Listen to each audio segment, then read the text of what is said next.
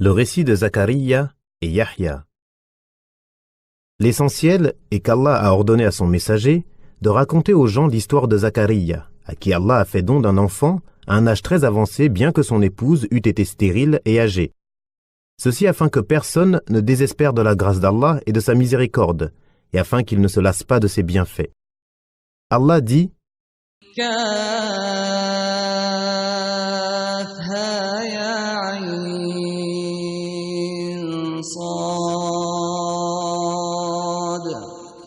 ذكر رحمة ربك عبده زكريا إذ نادى ربه نداء خفيا قال رب إني وهن العظم مني واشتعل الرأس شيبا ولم أكن بدعائك رب شقيا وإني خفت الموالي من ورائي وكانت امرأتي عاقرا فهب لي من لدنك وليا.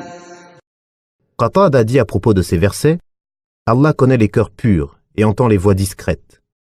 Certains pieux prédécesseurs ont dit que Zacharia s'est levé la nuit et s'est adressé secrètement à son Seigneur sans que ceux qui étaient autour de lui ne puissent l'entendre. Il dit « Ô Seigneur, ô Seigneur, ô Seigneur !» Allah lui répondit « Je t'ai entendu, je t'ai entendu, je t'ai entendu. » Il dit « Mes os se sont affaiblis, en raison de son âge avancé, et ma tête s'est couverte de cheveux blancs. » Littéralement, c'est enflammé de cheveux blancs. Comme le feu enflamme le bois, donc ses cheveux blancs étaient plus nombreux que ses cheveux noirs, comme l'a exprimé en vers Ibn Durayd. Ne vois-tu pas la couleur de mes cheveux? Semblable à l'aube naissant dans l'obscurité, le blanc s'enflamme dans le noir, comme le feu enflamme les ronces. Ainsi le bois devient sec et flétri, après avoir fait couler la sève. Il mentionne que la faiblesse l'a frappé intérieurement et extérieurement. Il a dit ensuite, « Cependant, Seigneur, je n'ai jamais été déçu en t'invoquant.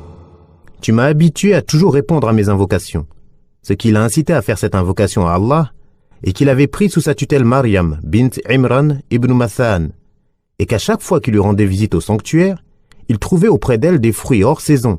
Or c'est là un don accordé aux alliés d'Allah. Il sut alors que celui qui est capable de donner des fruits hors saison est aussi capable de lui donner un enfant malgré son âge avancé.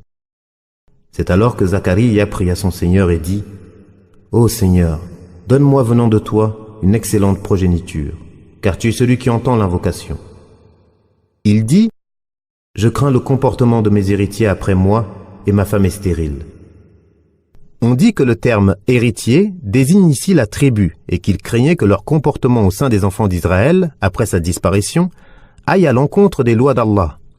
Il demanda donc à Allah de lui donner un enfant issu de lui, qui serait bienfaisant, pieux et agréé.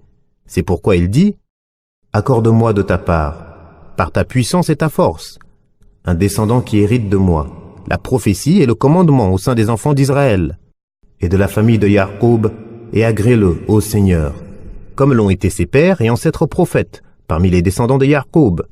Honore-le, comme eux, par la prophétie et la révélation. » L'héritage évoqué ici n'est pas un héritage matériel, comme l'ont soutenu quelques chiites, et comme cela a été approuvé par Ibn Jarir, qu'il a rapporté de Abu Saleh, d'après plusieurs pieux prédécesseurs. Cela n'est pas acceptable de plusieurs points de vue. Premièrement, ce que nous avons rappelé avec sa parole est Daoud hérita de Sulayman, c'est-à-dire la prophétie et la royauté, d'après le hadith unanimement reconnu authentique par les savants. Nous, les prophètes, ne laissons aucun héritage matériel, et ce que nous laissons est une aumône. C'est là un texte clair du prophète qui montre qu'il ne laisse aucun héritage, et c'est pourquoi le véridique, Abu Bakr, refusa d'accorder ce qui appartenait au prophète à tous ses héritiers.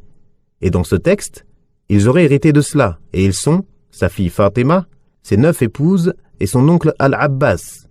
Abu Bakr leur opposa ce hadith pour justifier son refus, et parmi ceux qui l'ont conforté dans la transmission de cette parole du prophète, Omar ibn al-Khattab, Othman ibn Affan, Ali ibn Abi Talib, Al-Abbas ibn Abd al-Muttalib, Abdurrahman ibn Auf, Talha, Az-Zubayr, Abu Huraira et d'autres, qu'Allah les agrée tous.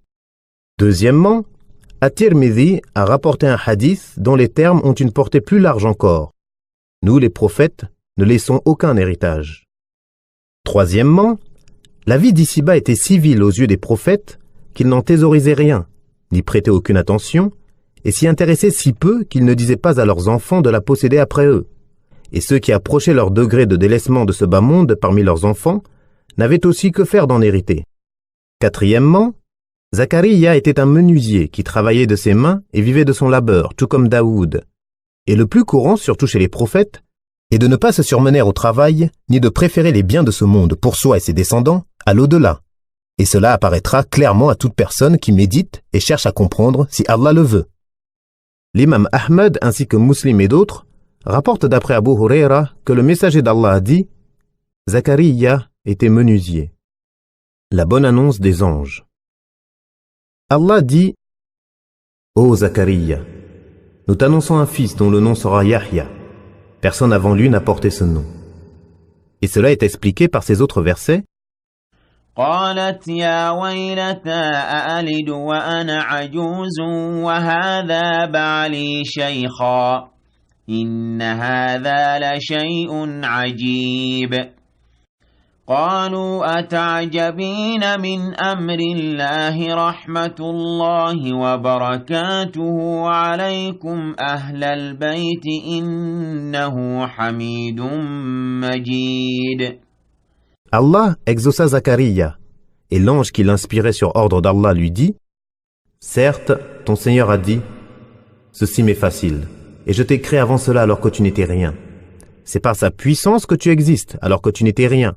Alors n'est-il pas capable de tirer de toi un enfant malgré ton âge ?»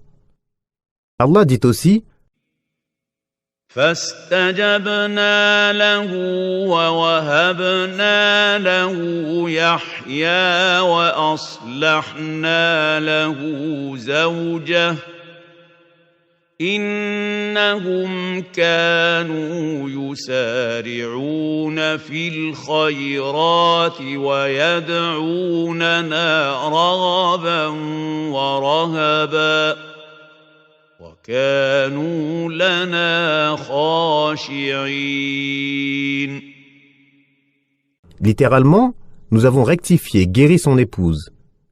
Ainsi, son épouse qui n'était pas menstruée jusque-là le devint. Allah dit « Ô Seigneur, donne-moi un signe. » C'est-à-dire, avertis-moi par un signe lorsque ma femme sera enceinte. Allah dit « Ton signe sera que tu ne pourras pas parler aux gens pendant 3 nuits. Bien que tu sois en bonne santé. Le signe en sera que tu ne pourras pas parler aux gens pendant 3 jours, sinon par des indications et des gestes, bien que tu sois sain de corps et d'esprit. On lui ordonna de multiplier la mention d'Allah avec le cœur dans cette situation matin et soir. Lorsqu'on lui fit cette bonne annonce, il sortit joyeux du sanctuaire vers son peuple. Il leur fit signe de prier matin et soir. Le terme signe désigne ici l'ordre discret, que ce soit par écriture ou par geste. Allah dit « Ô Yahya, tiens au livre avec force. Nous lui donnâmes la sagesse alors qu'il était enfant. » Allah mentionne l'avènement du fils, conformément à l'annonce divine faite à son père, Zacharia. Il mentionne le fait qu'il lui a enseigné le livre et la sagesse alors qu'il était tout jeune enfant. Il dit ensuite « Ainsi que de la tendresse de notre part. » Ibn Jarir rapporte d'après Ibn Abbas, Mujahid, Ikrimah, Qatada et Ad-Dahak que, ainsi que de la tendresse de notre part, signifie une miséricorde de notre part, que nous avons accordée à Zacharia en lui faisant don de ce fils. Quant à la pureté, il s'agit là de la pureté du cœur, de tous les défauts et de tous les péchés. La piété sous-entend ici l'obéissance à Allah, en se soumettant à ses commandements et s'éloignant de ses interdits. Puis, Allah mentionne sa bonté envers ses parents, l'obéissance qu'il leur vouait dans ce qu'ils ordonnaient et interdisaient, et son délaissement de la désobéissance, tant en parole qu'en acte. Il était pieux et bon envers ses parents, et n'était ni tyrannique, ni désobéissant. Il dit ensuite que la paix soit sur lui le jour où il naquit, le jour où il mourra, et le jour où il sera ressuscité. Ces 3 moments sont les plus difficiles dans la vie de l'homme, car il passe à chaque fois d'un monde à un autre, abandonnant le premier après qu'il s'y fut habitué, et l'est connu pour passer dans un autre monde où il ne sait pas ce qui l'attend. C'est pour cela qu'il pleure et crie lorsqu'il quitte le sein maternel, la douceur et la sécurité dans lesquelles il était confiné, pour venir affronter les soucis et angoisses de ce bas monde. De même, lorsqu'il quitte cette vie pour le monde de la tombe avant la demeure éternelle, quittant les maisons et châteaux pour la cour des morts et les tombes, attendant que l'on souffle dans la trompe pour annoncer la résurrection et le rassemblement. Ce jour-là, il y aura des bienheureux et des malheureux, des tristes et des radieux, une partie au paradis et l'autre en enfer. Et quelle belle parole que celle du poète : ta mère t'a mise au monde et tu pleurais et criais, alors que les gens autour de toi riaient et se réjouissaient. Ainsi efforce-toi, lorsque eux pleureront, le jour où tu mourras, d'être de ceux qui rient et se réjouissent. Ces trois situations étant les plus difficiles dans la vie de l'homme, Allah a préservé Yahya dans chacune d'elles en disant que la paix soit sur lui le jour où il naquit, le jour où il mourra et le jour où il sera ressuscité. On a dit que dans sa parole, il sera un chef, un chaste et un prophète parmi les prophètes vertueux. Le terme chaste désignait celui qui n'avait pas de rapport charnel avec les femmes. Et même si d'autres avis ont été émis, ce sens reste le plus probable en raison de sa demande « Ô Seigneur, donne-moi venant de toi une excellente progéniture ». L'imam Ahmed rapporte d'après Ibn Abbas que le messager d'Allah a dit « Tout fils d'Adam a commis une faute ou y a pensé, sauf Yahya ibn Zakariya. Il ne convient à personne de dire que je suis meilleur que Yunus ibn Matta. » Abdullah ibn Amr ibn al-As rapporte qu'il a entendu le messager d'Allah, sallallahu alayhi wa sallam, dire « Tout fils d'Adam viendra au jour de la résurrection en ayant péché, sauf Yahya ibn Zakariya. » Les mérites de Yahya. L'imam Ahmed rapporte d'après Al-Harith al-Ash'ari que le prophète a dit « Allah a prescrit à Yahya 5 paroles et lui a ordonné de les appliquer et de les faire appliquer aux enfants d'Israël. Yahya voulut retarder cela, et Isa lui dit « On t'a prescrit 5 paroles que tu dois mettre en application et que tu dois faire appliquer aux enfants d'Israël.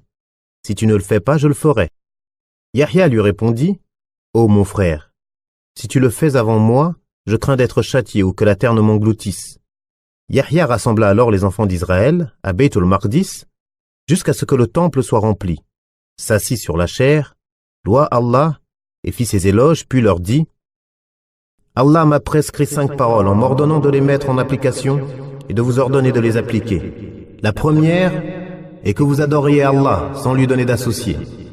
L'exemple de cela est comme celui qui achète un esclave avec ses biens d'or ou d'argent, mais cet esclave se met à travailler pour un autre que son maître et à lui donner sa récolte. Qui parmi vous serait heureux que son esclave soit ainsi ? Ainsi, c'est Allah qui vous a créé et qui assure votre subsistance. Adorez-le donc et ne lui associez rien.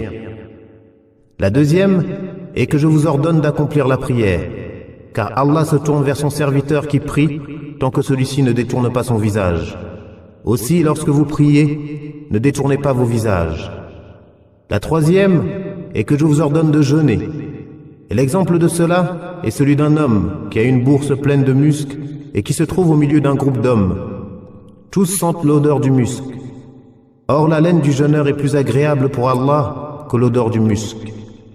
La quatrième est que je vous ordonne de faire l'aumône. L'exemple de cela est celui d'un homme emprisonné par les ennemis qui lui ont attaché les mains derrière le cou et s'apprêtaient à l'exécuter. Il leur dit alors « Accepteriez-vous que je me rachète ?» Il se racheta alors au fur et à mesure jusqu'à retrouver sa liberté. La cinquième est que je vous ordonne de mentionner Allah abondamment. L'exemple de cela est celui d'un homme poursuivi par des ennemis et qui se réfugie dans une forteresse. Or, c'est dans l'évocation que l'homme est le plus à l'abri du diable. Le messager d'Allah dit ensuite « Moi aussi, je vous ordonne de faire 5 choses qu'Allah m'a prescrites. Ce sont l'attachement au groupe des musulmans, l'obéissance, la soumission, l'émigration pour Allah et le combat sur le sentier d'Allah.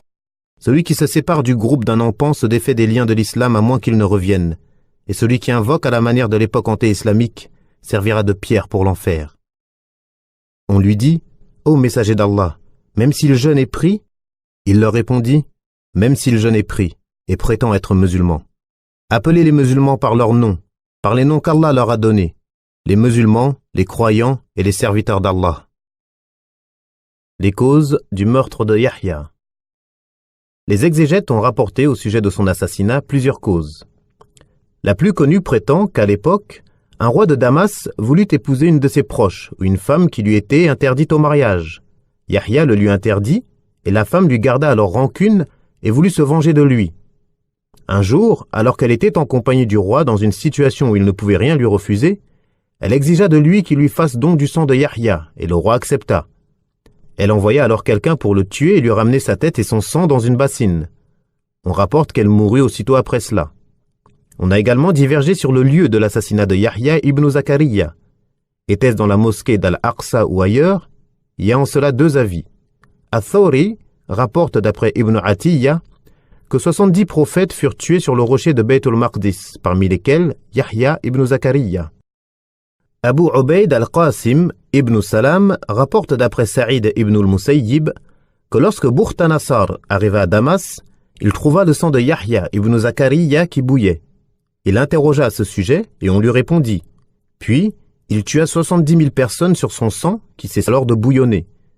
C'est un récit attribué authentiquement à Saïd ibn al-Musayyib et cela implique qu'il soit mort à Damas.